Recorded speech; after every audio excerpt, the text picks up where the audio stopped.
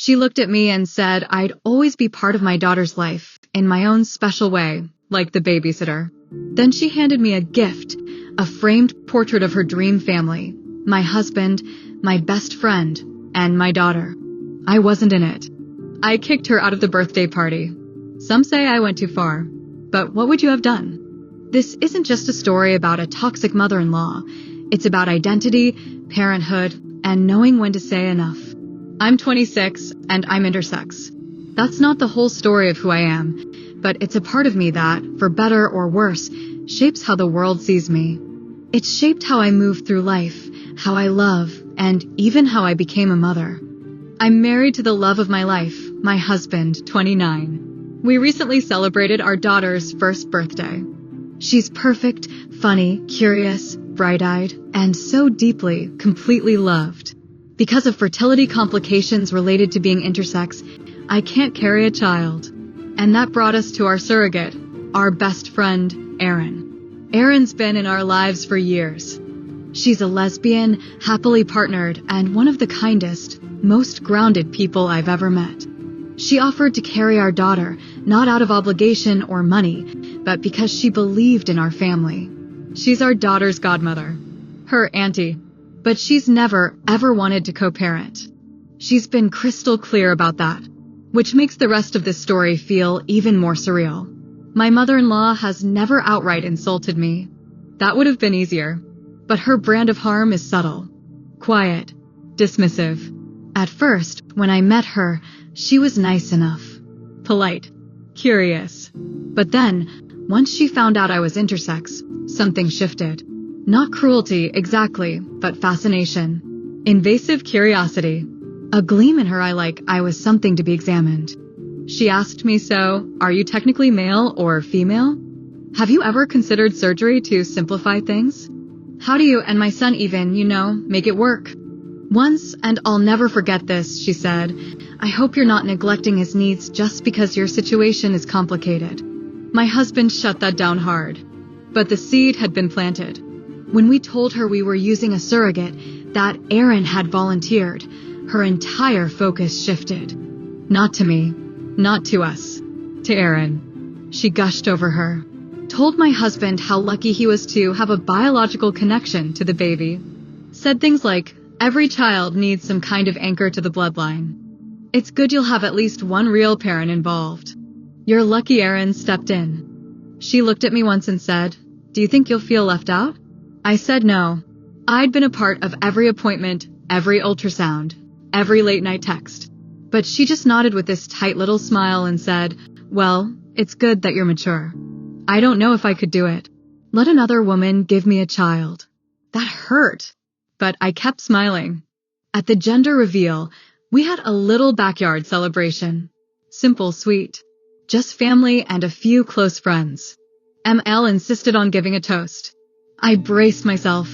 She spoke about the miracle of motherhood and never mentioned me. It was all about Erin, the strength of a woman who gives life, the bond between mother and child, the woman who carried this beautiful soul into the world. She said she was happy for me as the supportive partner who made it all possible. Then she insisted that Erin be beside us when we cut the cake. Erin whispered to me afterward, I feel like I hijacked your party. I'm so sorry. But she hadn't. My ML had. Since our daughter was born, my ML's social media has become unrecognizable. She posts candid photos of my husband, Erin, and the baby, no mention of me. Captions like, my boys and their little miracle. The perfect trio. The proud parents and their precious girl. I confronted her once.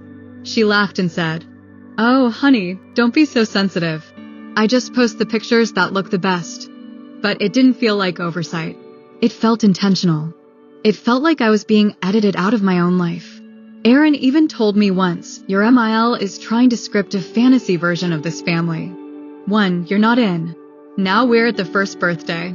I spent days planning. Handmade decorations. Custom cupcakes. A little smash cake for the photos. My husband and I stayed up late nights building a balloon arch and putting together gift bags. It was small, but it was ours. ML arrived late, of course. swept in holding a giant gift bag and a smug smile. This is something extra special. From Grandma and Erin. Erin, who had already arrived early with her own labeled gift, froze. She looked at the bag like it was radioactive. ML insisted I open it in front of everyone. Inside was a custom-framed illustration, a family portrait, drawn in pastel watercolor, of my husband, Erin, and my daughter, standing in front of our house. Just the three of them. I wasn't in it. The heir left the room. My husband immediately asked, "Why isn't she in this?" ML shrugged. I didn't mean anything by it. I just wanted to capture the bond between the ones who created her. Then she turned to me and said, "Of course, you're part of her life too. In your own special way. Like the babysitter." I felt my body go still. Everything got very quiet. I looked at her, looked at the portrait, and I said, "You need to leave. Now." She blinked. "What? You're overreacting." "No. You can leave quietly, or I'll ask someone to walk you out." She left. And now, the fallout. My husband's siblings blew up my phone. "You embarrassed her. Couldn't you have waited? You ruined the day." But my husband? He said, "You did what I should have done a long time ago. I'm proud of you. Erin told me, you handled that better than I ever could have." But the day still feels bruised. Like something sacred got stained. I don't regret standing up for myself. But I still turn it over in my head. Should I have waited? Should I have swallowed it for the sake of peace? I worked so hard to make that day beautiful. And I worry that by kicking her out, I became the villain in someone else's version of events. But then I remember her words. Like the babysitter. And I remember that I'm my daughter's mother. Not by blood, but by heart, by choice, by love. And that should have been enough. So now I turn it over to you. Was I wrong for kicking my ML out in that moment? Or was it the only way to finally stop the rewriting of my life? Drop your verdict in the comments. What would you have done with that portrait? Hit like if you believe real family is chosen and earned. Subscribe for more true stories of love, identity, and standing your ground. Because sometimes, the hardest thing isn't setting a boundary. It's knowing when to enforce it finally.